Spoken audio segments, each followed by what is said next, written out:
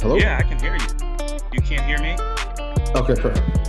I got you now. like I got this you now. sweatshirt. Does this say Thank you. black women are, Appreciate it. what is it? Her Uh, name, okay.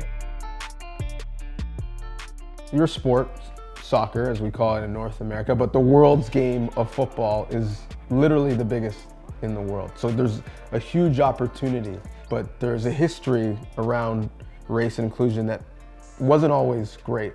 What do you think the sport can do to make sure that they're not just not racist, but they're anti-racist? We have a lot to do. I mean, there's so much work to do in the sport of soccer. You even you hear the chants in stadiums.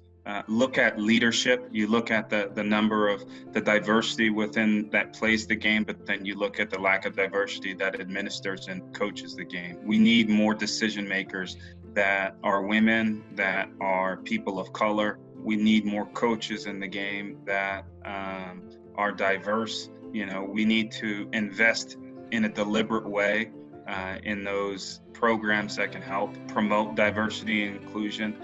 When I look at my role, one of the great challenges is not only for us to be excellent at what we do, to be excellent on the field, to do all the things that we are called to do as a general manager, but under this lens, under this scope, we need to have our players, not just Black players, all of our players, but specifically that group, to be able to transition from the game better.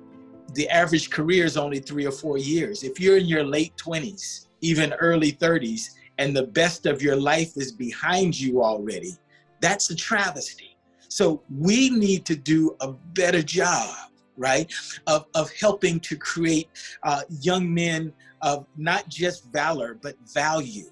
What are some of the challenges and the ways that you've been able to navigate those challenges that other people who are onlys like you can maybe learn from your ascension?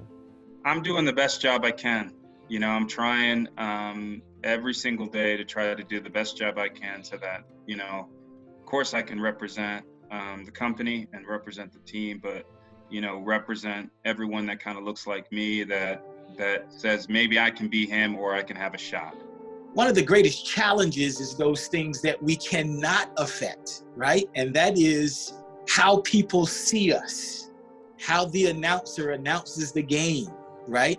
Whether he refers to a Black player or a Black coach as having natural skills, right? And a white player as being cerebral or academic, right?